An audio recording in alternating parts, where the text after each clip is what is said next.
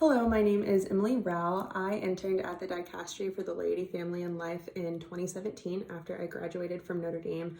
I was there for about 9 months through the beginning of the summer of 2018. And I was already in Rome doing a fellowship, the Russell Berry Fellowship for Interreligious Studies, taking classes at the Angelicum.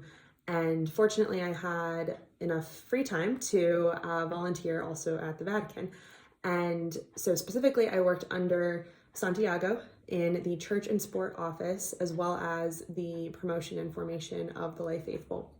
And so for the Church and Sport office, specifically, my biggest task was helping translate a document that the office was publishing with the help of a working group of people from all over the world who were particularly invested in the Christian perspective of sport and the human person.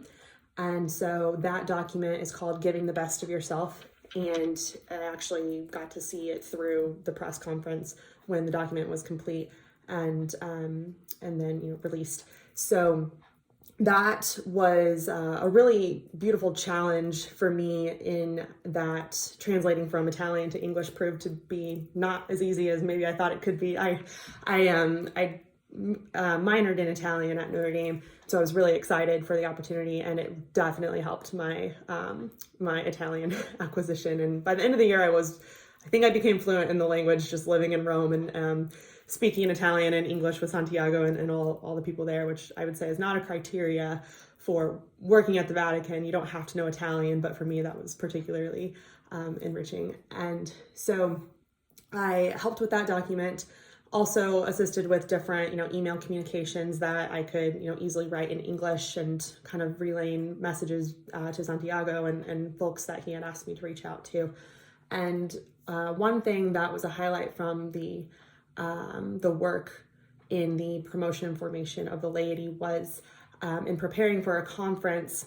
Santiago had requested from all the bishops' conferences around the world to submit information about the efforts that they are that they're doing to promote and form the lay people of their countries, and also with that expressing to the Vatican what resources they could use, what assistance they could use, or guidance they could use as far as in those efforts to promote the lay faithful in the life of the church. So in preparation for this conference, I was essentially paging through documents from these bishops' conferences and just learning, highlighting different elements of what these different countries are doing in that area in the life of the church. And so it was really fascinating to see, something like the USCCB, the document's like this thick, and then a small developing country in Africa is, a little bit, just a few pages.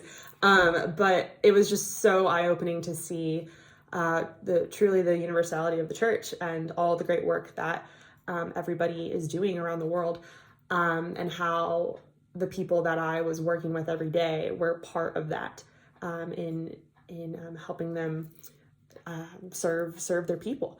And so that is a little bit about what I did, and also just being in the place. At the time, I think there were maybe 40 people who were working at the Dicastery, and this Dicastery is very, very robust in all the different initiatives and the work that they do. And so at the time, they were preparing for the World Meeting of Families in Dublin, which was in 2018. And so just getting exposure to, even though I wasn't working directly with the people who were preparing for World Youth Day, just getting to, or for the World Meeting of Families, just getting to, over lunch, have a conversation with them about the work they were doing, and just being in that space with them was really enriching for me as a Catholic. The Dicastery was also preparing for World Youth Day in Panama in 2019. And I remember, praying this particular prayer leading up to World Youth Day every single day at daily mass in the chapel with many of the people who work at the Dicastery. And that was another really beautiful thing, was just to see the rhythm of the work that everybody's doing, and they're working really hard. But they of course take time to pray, right? And to relax with each other over coffee. There's a regular, 10 a.m. coffee break that everybody attended. And that was just really inspiring to me as an American who is just go, go, go all the time. And here are these people doing this incredible, super important work for the church, and they're doing it really well.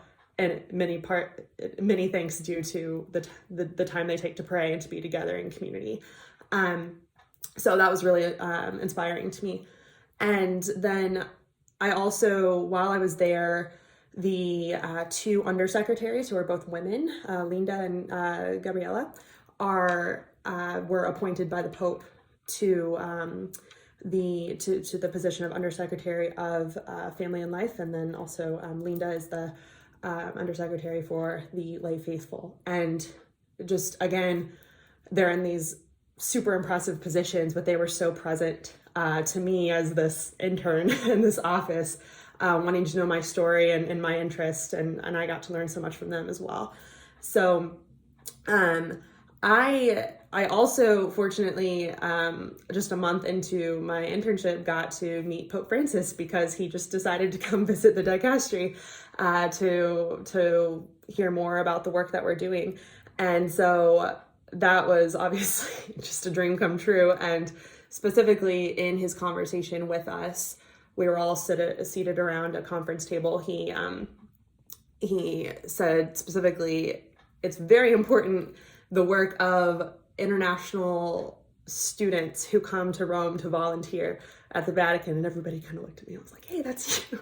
At the time I was the only intern, but and so that was just really cool to hear the Pope say, the work that you're doing is really important for the life of the church.